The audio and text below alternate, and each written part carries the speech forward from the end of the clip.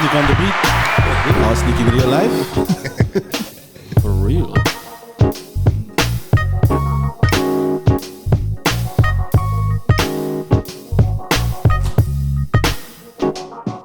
The Babbling Heads Podcast. Yo, what's up? This is the Base 187. Welcome to the Babbling Heads Podcast. I'm Dj Fingaz. I'm Adrian Kearns. Charlie X2C. So today we're featuring Arsenic, Beats, also Metalloid Lab. Gary, welcome to the podcast. Thanks, man. Thanks for having me. I think let's start off by, I'm really interested in this. Your history. How you started. Early on you said it was humble beginnings. A lot of people, a lot of producers, DJs, they tend to go to they want to start with the best equipment, and that's a big no-no. So just give us a rundown as how you started and stuff like that. So, yeah, I mean, strangely enough, like a lot of producers I tend to meet, we started off as MCs and rappers and stuff. So in school, there was a group of us that we used to rap all the time, and we formed like a group. Do you remember Fingaz, a rapper? Anyway, he was part of Writer's Block. We went to school together, and we used to rap at all the, when the school organized stuff and whatever. So what school did you go? Livingston. Okay. How? So we used to use the beats on that 30 Rand singles you used to buy. There was always the instrumental version. With it, So we used to collect those, and that would be our beats that we rap on, Heavy. because we didn't have a producer. And then at some point I was like, nah, man, I will start making beats or something. Like I'm going to make a beat in some way, because I had EJ Producer on my sister's computer. I didn't even have a computer. There was a program called EJ. I don't know, are you familiar with that? No? I remember it. Yeah. Oh, and so you just kind of the basics of putting loops together. I wasn't even like constructing anything from scratch. So yeah, it basically started then. That was around like probably 2001. So it came out of the need, not so much that I really wanted to be a producer, but because we wanted to rap on original beats and something of our own. I mean, That's dope. So, like based on that, what's your go-to sound when creating beats? Are you driven by a particular time frame or time period? Because I know a lot of guys will sample like from the 60s or 50s or 80s, etc. What's your particular sound? so it's difficult not to say the 70s because I think most music genres, the music being made during the 70s was like dope, man. There were certain tones and sounds within it, especially soul or like whatever jazz. And I know as a boom bap producer that could sound kind of cliched, the soul or whatever. But then that would be your basis, and you would kind of branch out from there and source various other sounds. But I think definitely sounds from the 70s. And then you step outside of those soul genres, like, nowadays you can find a lot of samples even online. So you just go across the spectrum. But definitely I would say sounds from the 70s. Rhodes piano, I really love like the Rhodes sound. Vibraphones, stuff like that. Like just really like spacey, atmospheric, cool sounds that you can just manipulate in some way, Yeah. Arsenic, when it comes to like producing, over time, obviously you started and you see that you used a particular, was it an app or whatever? Was it it was a software program. Do producers still really use a real live instrument? Like people that plays a saxophone, or is the industry at such a point right now where you don't necessarily need the real sample, like actually somebody playing the piano or somebody playing a drum or something, like, because there's so much software that has these samples available at the click of a button. You can download say for example a drum beat or something like that. Or do you still find that it's necessary, like sometimes when you think of a song, you're thinking, you know what, I'm going to give an example, Don Vino, the saxophonist, you're thinking, I want to get that better on, because I actually want that real sound. I'll rather work with the sound than go online and find a sample of a saxophone. Look, firstly, when it comes to saxophone and trumpets, these VSTs are terrible at replicating that. You might know the VSTs for trumpets and saxophone just sound horrible, in my opinion.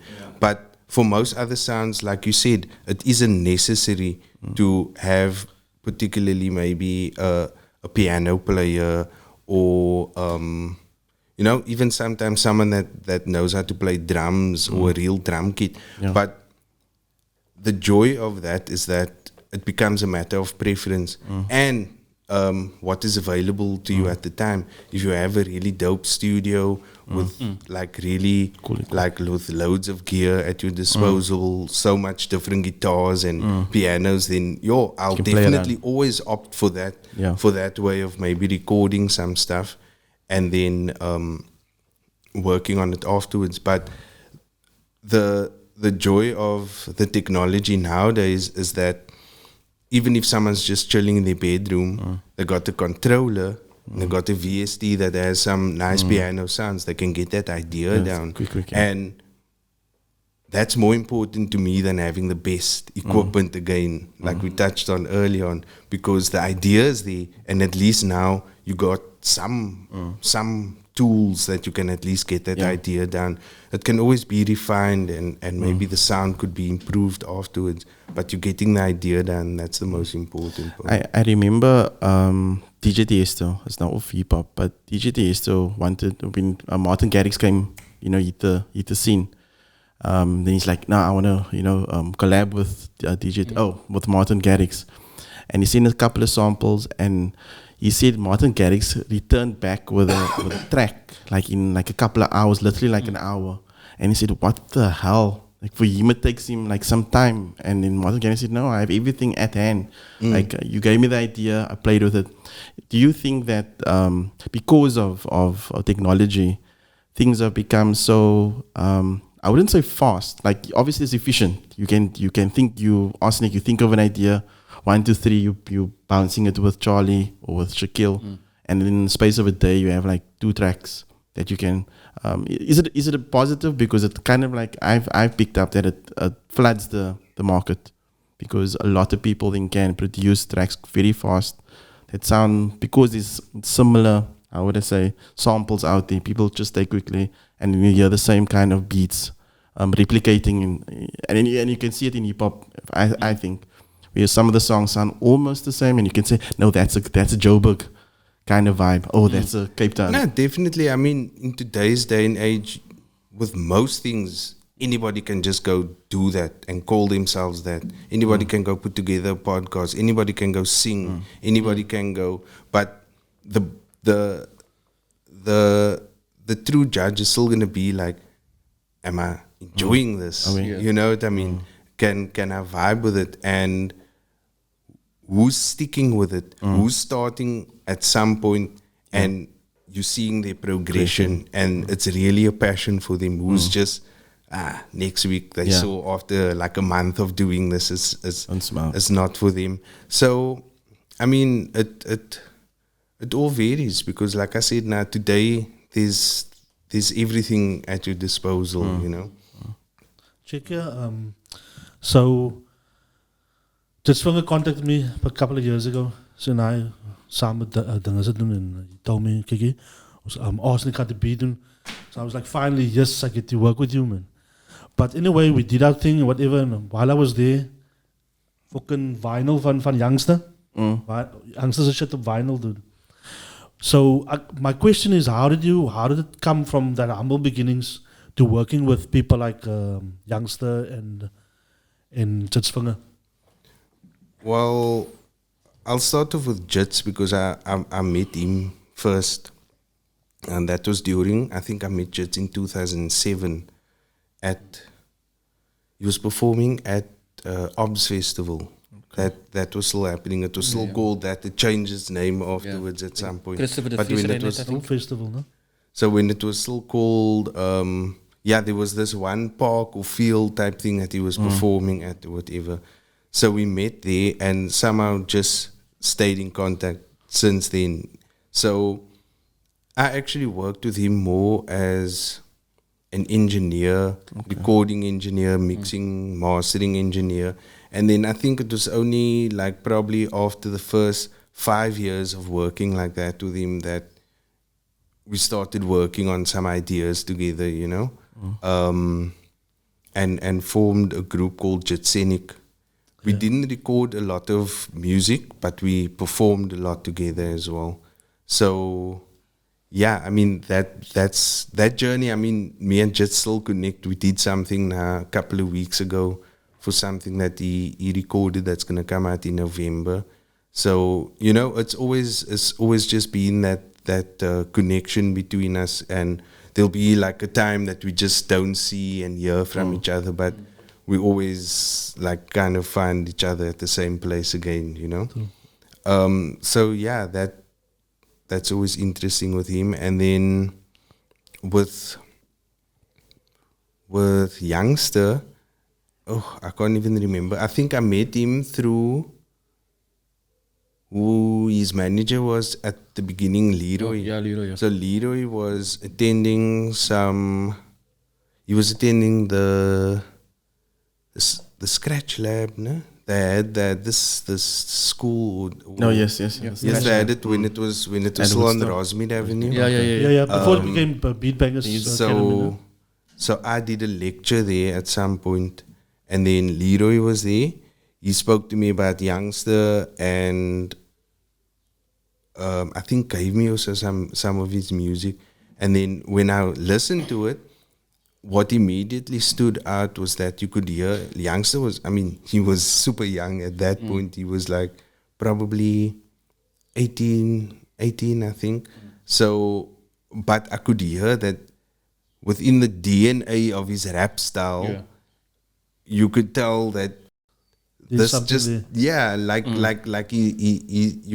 I could hear the influence from 90s rappers. Yeah. That's what I'm saying. So that was there, but then there was also this element of how he sounded like now, and there was that mixture of that.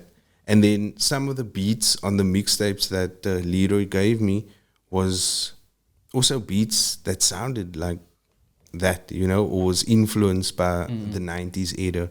And that's when we reached out and just started working on the DNA project, you know. It was he's always kind of just been busy, so the process was me sending him some beats, and then like say I'll send him 3 or 4 beats, and then in 2 weeks time he'll come back with 3 or 4 songs and literally record like each song probably like in one take. But I don't like people to get liquor, so I'm like, I think you should, that should be done. But that was just me fronting, so but he like got it right in the first takes. But I was just like, no, like, you know. So then I could already see that this man is different, man. He's cut from a different cloth in terms of his work ethic, his vision. He was always speaking about certain ideas going into the future. And we would nerd out over music. And I think that's what a lot of people don't get about Youngsters, that at heart, that man is a hip-hop head, man. Yeah. You know what I mean? A real hip-hop head. But the way he manages to morph all the worlds and kind of just put them together, I think that's definitely the I don't know, the star quality that he has. Because hip-hop is difficult to please everybody. Yeah. And everybody wanna be pleased also. But he somehow has that. He can appeal to all the old copper men that wanna criticize and face this and face that. But they know deep inside they can hear the lyricism in his raps. The people of today can, you know, the balance between everything. So yeah, it was that was definitely an interesting journey to be part of early on, you know. I just want to give my seat to Charlie. He's a producer himself. So hy het 'n gang van vrae wat hy wil vra. Nice. Specifically, like going back to Youngster now, I think that his versatility was evident in his one album. Like we did a complete like a jazz album.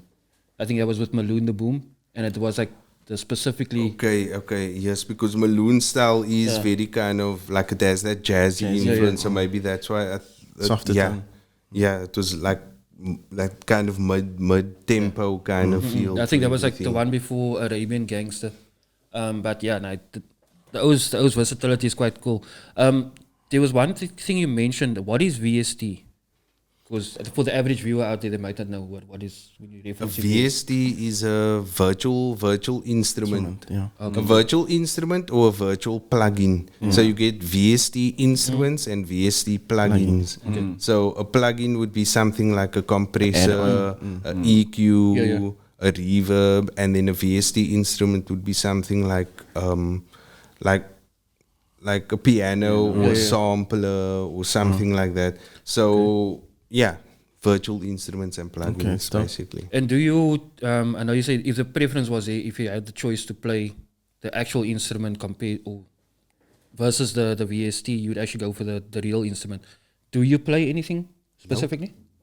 No, but when I say that, my perspective is that of a sample-based producer, like having the actual emulated sound or actually having someone to play the roads, because like nowadays a lot of how I've been thinking in terms of sampling, traditionally most sampling is taking place with existing recordings, right?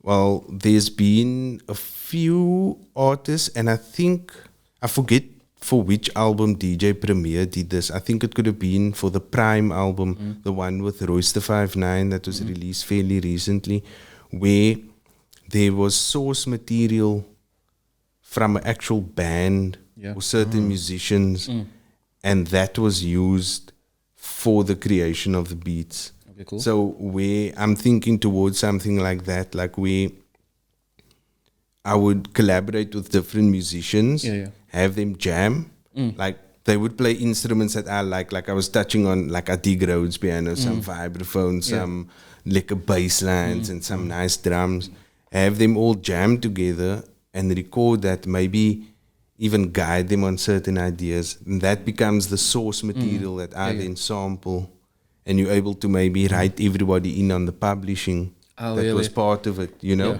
That way you also get the rights to use it, you know. So if you do use something a little bit more recognizable, it's like you kind of giving that band props. But if you chop it up, you're still giving them their share of whatever publishing. Yeah, because a lot of times I know with particularly with session musicians, it's just like a once-off fee. They're not actually included in the publishing or in the royalties. It's like when they have people coming in to jam, whatever, they just like get a... Yes, although the paperwork, especially in South Africa, has changed now in terms of that in needle time rights and stuff. Like organizations like, I think it's either Impra or Sampra, and one of those, but they specifically set up for the session musos, so that session musos can actually also earn royalties now as well. That's dope. So speaking about sampling, right? Do you create your own samples as well, or are you into sound design also? Not to the point that I would say, I'm into sound design, but I dabble here and there with a few things. Like there was once, like when I experimented with in Reason, there's this thing that you can actually just create drum sounds from scratch. There's like some tone that's there, then you just shape it in different ways until you get tonally kind of what you're looking for. And just through being, like, I consider myself, like, you know, you get the engineers that skit in the big studios. I never skitted in big studios, so I see myself as like that backstreet professor that's still conducting experiments with what I got, man. You know what I mean? So I'm always conducting different sound experiments, like literally, it was gonna sound weird, but I was recording with a contact mic. You know, it is that those little round mics that you just plug on stuff. I had the same mic. Like our first track, we recorded on one of those. I don't know how you did that, because it just picks up on vibrations. You have to keep it like here on your throat. Record it up, my bro. So We did. The track sounded like shitty, but it was working. A good experiment. It was a good experiment. So I plugged one of that on ice, and I was recording melting ice. Like, because it was like that Crackle, yeah. Yeah. sounds, but you have to amplify it like a whole lot afterwards, and I picked up on some noise. But what's cool is, like, I found like the basis for a loop. It's like, and you can loop that, you know what I mean? Yeah. And just pull. I saw the idea from someone on YouTube, but like just crazy stuff like that, that, you know what I mean? That is always just interesting to experiment with and stuff, you know? Yeah. So the DAW uses Reason. Reason, Cubase, primarily those two. Oh, so have But- you ever experimented with using different DAWs or? Yes, just to keep myself on point and throw myself out of my comfort zone, I will just mess around with a few things as well, because I'm a firm believer that, you know, you can't get too. You have your preferred Yes. tools, Yeah. but that should just be because it increases your efficiency. Yeah. You know how to navigate easier Yeah. on the, but you should be able to transfer your skills on anything, Yeah. because there's an EQ in all the stuff. There's a compressor. It's just Basics, about eh? navigating becomes I the said the difficult same thing. Where do I find it? Where do I want to chop a sample? What do I use to chop this? Yeah. So I'm more efficient in the other pro because I know I can. That's where the stuff is, you know. But I definitely always like to experiment with other programs. Arsenic, can I Thank you ask for you? that. Sorry, man. Go, No. continue. Nobody's asked this question, but I need to ask this question. And I was going to make a joke, but I'm going to get to the serious part. How did your name come about? Arsenic. Because I was going to make the joke, like, how many people did you kill with poison in the podcast? But I was like, You know, it's a very kind of, peculiar I'm name. left with it now, you know, but it's from my rapper days. Okay. So, literally kind of thinking, what the hell can I name myself? And I think I saw the name Arsenic somewhere, and then I looked it up, and I was like, it's some lethal poison Wait, that in when the like lab? when it mixes with or it's an element on the periodic table, Table, and yeah, it yeah. mixes, and it's a part of the group of metalloids. That's where the Metalloid lab Grab come productions things Dope. come from. So Yeah, dope. when mixed with oxygen, it creates a lethal poison. So my rapper self was like, okay, cool, you know, I breathe oxygen, Yeah. and then my raps is that lethal Lethal poison poison. in the You know? space. So I suppose it adjusted to now that my beats is that poison or whatever. But I'm really not like that much of a poisonous character. I was gonna ask you, haven't that killed negative anybody. connotations. I suppose I'm changing the connotation behind That's dope. the negative vibe behind it. Yeah. Just coming back to this is now. I want to go back to even your upbringing, how you became a producer. You're speaking about you liked emceeing. What are your thoughts? Because I remember when I was a lighty in school, and it was in the 80s. The lighties used to beatbox a lot. Like if you say Shaquille wants to do a couple of what's the word? What's words? You know, spit a couple of words. Then I would like beatbox and hit against the desk. Remember back in the day? Do you think, like, I haven't seen that? I feel that that art form has died out over time. I don't know about you. Like, do you think that it's died out? Do you think that's influenced how you becoming a producer at that point in time? Because I mean, we didn't have all these things that we had now. Like, you know, you create your beat in the class, or you create your beat. You sit in the stoopy and you like whatever, and then there you come up with some words. Has that influenced you? Did it take you to a point where you now felt like I'm a producer? I don't understand the question. Yeah, like the beatboxing side, eh? I think like I remember as a kid that was a very influential part of many people going into hip hop. The one bro would like spit some words, the other one would, was that also part of your influences to get you to thinking I want to become specifically a hip hop producer? Yeah, I was definitely drawn to the culture at the beginning, and I think like to a certain extent, I feel like I'm one of the last few generations within Cape Town that was really still touched by the culture. Yeah. You know, and that got to experience the culture of hip hop that existed within Cape Town, you know. So because I mean at the beginning in school, even though I was at school late 90s, I matriculated in 2001. Okay. So I mean the high school career was in the late 90s and then going to the 2000s.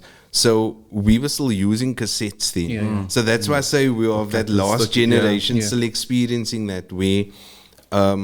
My friend that I was speaking about earlier on, X, where we would come to school and I would be like, yo, did you listen to the Headwarmers last Friday, which was the show on Bush Radio with Big Dre and Shaheen. And that was our school because that was the first time ever that we heard that there's other kind of hip hop. There is not just the stuff that's on the radio. And at that time, it was still very difficult. There wasn't internet. You can just go search for any type of hip hop. So we relied on that Friday night show straight from the radio. to record from the radio, and you know, just your bootlegging skills is on point. You know when to stop. You rewind. You come back when that brat talk is. You stop. Although now I wish I had all that recordings because I still have the cassettes at home, you know. And we would come to school and swap. Because maybe that night I couldn't record, so he would hook me up that cassette, and just freestyling and that minimalist approach of where when you're getting into hip hop, you just use what you have, you know, like you were referring to the desk. If that's what you had to make a beat, at least there was some beat, you know what I mean? Pencil.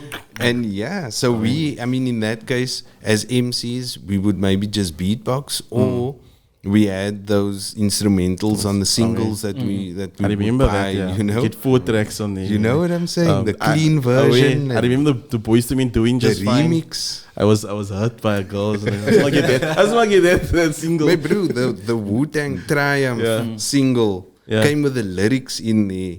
So I knew that first verse. Yo, I knew that shit, man. That bomb, you still had the cover inside and like philosophies. You know what I mean? So you're basically self-taught, like production wise. Yeah. Yes. I would definitely say like credit to a guy, Satin Beats. Satin used to be a producer in the group Writers Block that I was part of.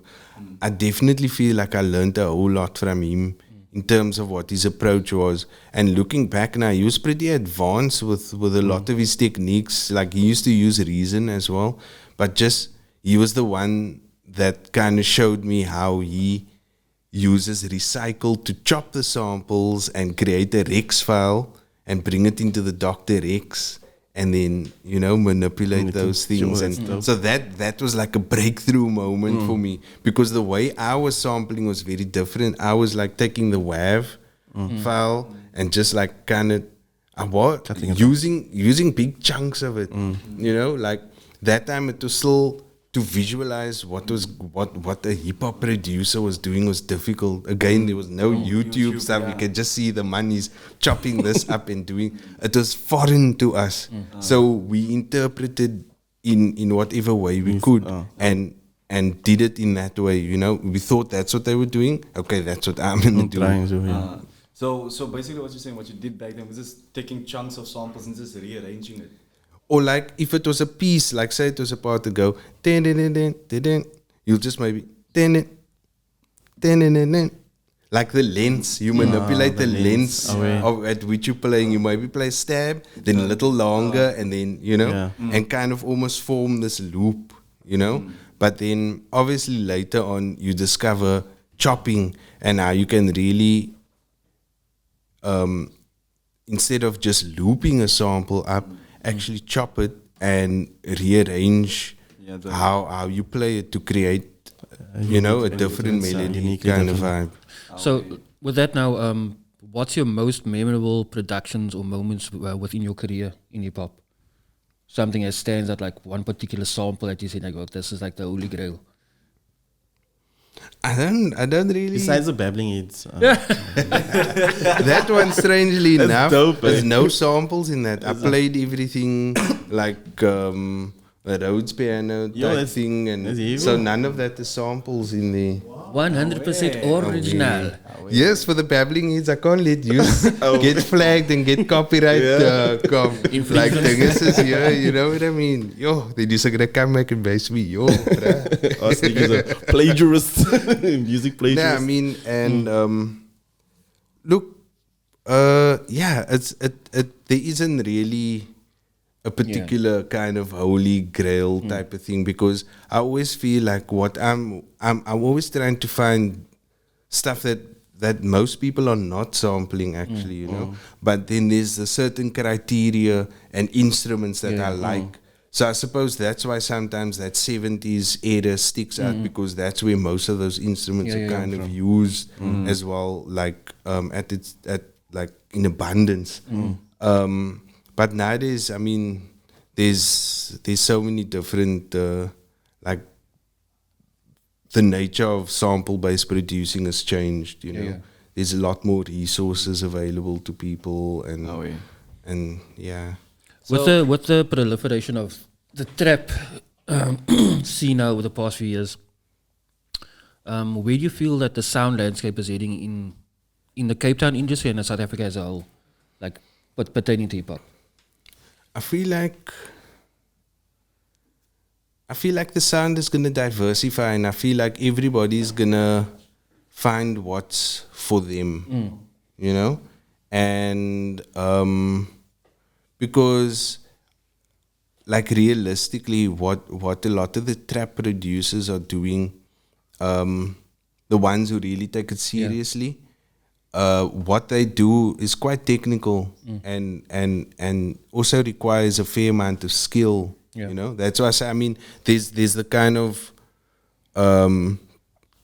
flimsy side of it where you can kind of just quantize all your notes and 16, but then you're gonna hear that as a producer. I'm not sure how much other listeners pay attention to that, but like just the general feel, like you get the trap producers, like you'll identify, okay, that's that classic trap snare that's used on all, but then I always still find the guys that you can see they pay attention to that, and they are changing their approach and how they're doing it as well. So I feel like the sound is people's gonna embrace everything, and they're gonna be influenced by all of the sounds and somehow put it all together. Trap kind of took over because it was like the latest thing, you know, and there was always that latest sound within hip hop when you really think of it. There was also all these things that I'm referencing about trap, the same snare and this hi-hat. That happened with production as well, when people were using the same loops all the time and sampling all the same stuff. And so it's just the sound is going to change.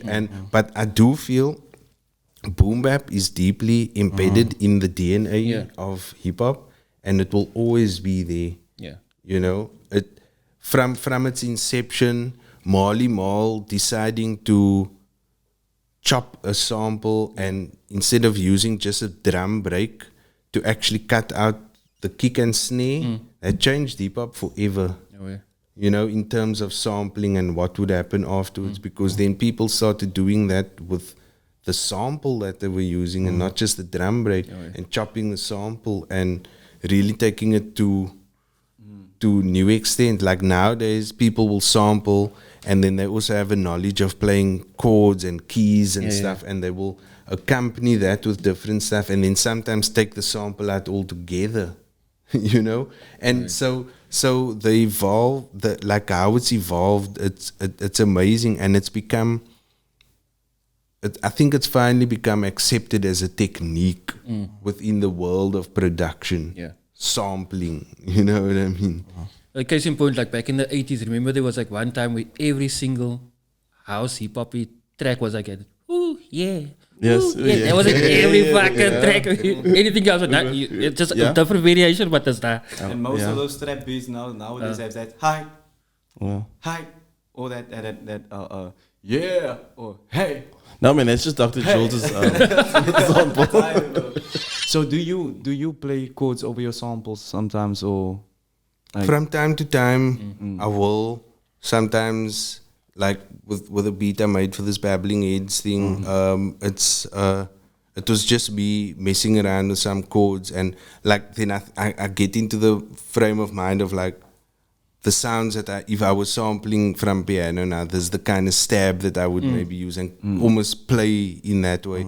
But that is something I'd say that I'd still like to improve on, you know, like just playing more keys and stuff like that, and bass definitely. I would also want to improve on that, like because I got the bass guitar, I had it for a couple of years now, so I've been picking that up and also playing on my actual beats now, but like there's a certain point to which I wanna get to, you know, where I'm slabberabas, you know, you slap it, you got that grooves down, and you can, you know, so that's the journey for me, you know. That and percussion is really my strong points.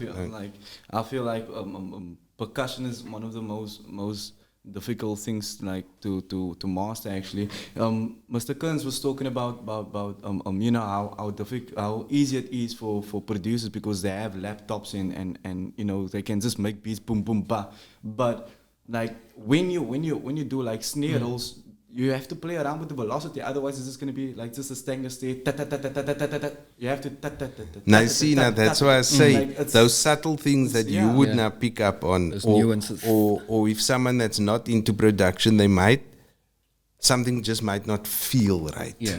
They can't articulate what it is, but I get you, as those little things, that if you can pay attention to it. Yeah. I get it. So have you ever gotten like a beat block where there's no inspiration? Why are you laughing at me, Mr. Fingaz? Nah, I was also thinking, I also get constipated sometimes. Blockages. It's a beat block in a mood so. Like yo, there's times when you come, like there's just no inspiration. The beat just doesn't want to come out. How do you So it do happens from time to time. From time to time, but I notice, like, because you're asking that question, like I actually went about a practice to kind of not have that as an excuse, man. Because I feel like sometimes you would meet, and this is not just producers, just creatives as a whole, like telling you, you know, I haven't been inspired or whatever.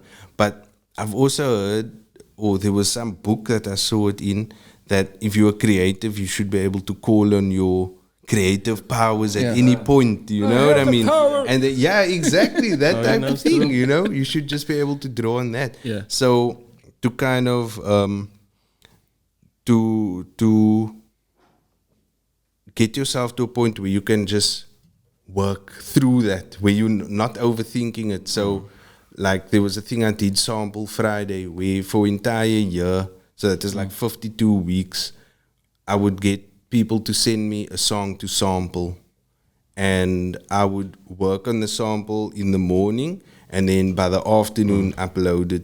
So it was a practice in me becoming less precious about what I create, and less kind of like to not overthink everything. Want to be a perfectionist. Yes, to be surprised at what someone's gonna send, because I don't know what someone's going to send as an option for me to sample from, and if it's out of my comfort zone, so I would have to do things and apply techniques and knowingly that I'm getting the sample now, and later this afternoon I have to have something. So it was like, that was a practice in me trying to get rid of that, and it ended up sticking, because now I whatever may happen, I at least am working on one beat every week. You know what I mean? I definitely, like, there will definitely be that weeks as well where it spills over and I end up making 2 or 3, you know? But there's at least that one every week. And it might not be a beat that I keep. Yeah. It might just be an idea, but I just try to keep working on something and keep applying some form of thing, so that I'm not like, Because I mean, what if you're waiting for inspiration and it don't come? You're gonna be sitting the whole time. Arsenic, with regards to production, and you've spoken about your producing for artists, and we had Easy on last week, and he was speaking about how he's diversified. He realized that DJing is not going to be his only art form to get in the money. How have you done that? I mean, there's the film industry, there's the ad industry. Have you tapped into that in terms of, It's something I've been definitely wanting to do, but you have to learn a whole different, like a different set of skills as well. Like, for instance, when you're getting into the ad industry, there's a few people I've had meetings with, but then I realized, okay, one of the things I'm doing wrong is not like, it's very much mood based. The ad industry, happy, sad, love, emotions. So I noticed, like, I may have just been bringing a batch of random beats for them to listen to, and they were listening from their perspective of these ads. So then it made me realize that I need to then build a whole different catalog of stuff, keeping that industry in mind, So that's according the ads and music library work. I definitely want to get into that. It takes a while for them to latch onto your stuff, and like, there's always a backlog in payments, but once you're in the system, it can work for you. Then on a different side of things, like scoring films and doing that, it's something I want to do, but like, there's these ideas that I have, like, I might, like, where maybe if this one beat that I already have, I take the drums out, and there's a mood to it that feels like it can fit a movie. So where hopefully I could also collaborate with another filmmaker who's able to like, willing to let me experiment with some of those ideas, because it's not going to be exactly like if I did a 101 course on film scoring. I almost want to go at it knowing some knowledge, but also blindly, so that I don't pay attention to too much of the strict knowledge, because I feel like what I want to then provide for that film score is that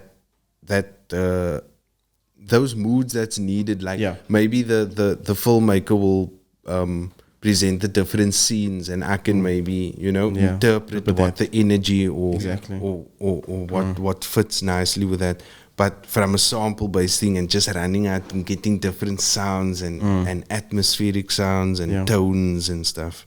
Cool, yes. Okay, so I guess the final question would be, what are your current upcoming projects? Besides, now you mentioned something with Dj Fingaz that's dropping in November.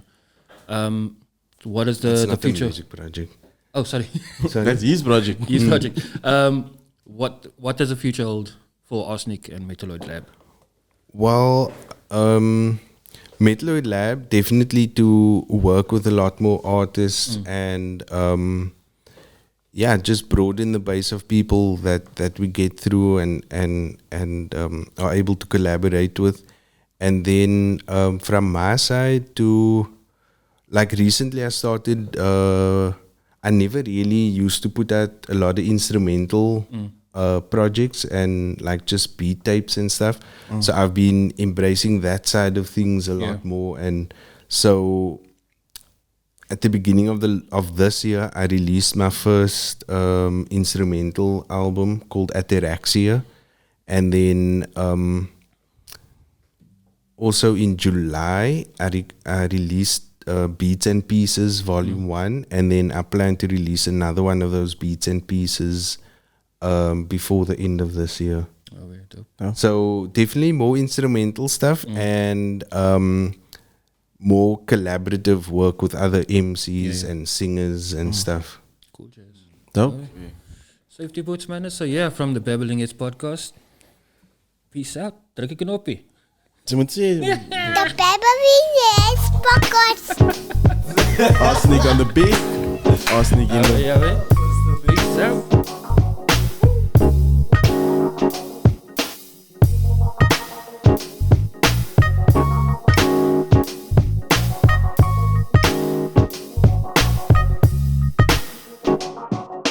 The Babbling Heads Podcast.